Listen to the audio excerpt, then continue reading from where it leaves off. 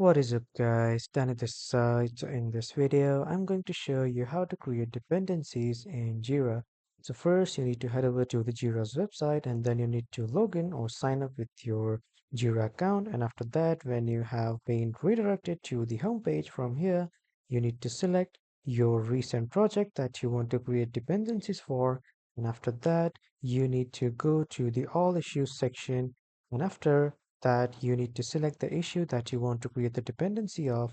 And when this issue section has been opened, on the left side you can see this add section. Click on this and then click on linked work item.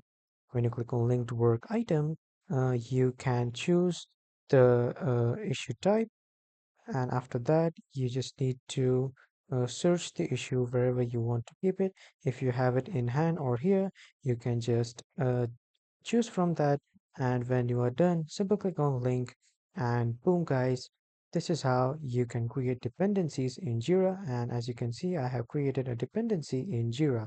So that was all for this video everyone. Thank you for watching.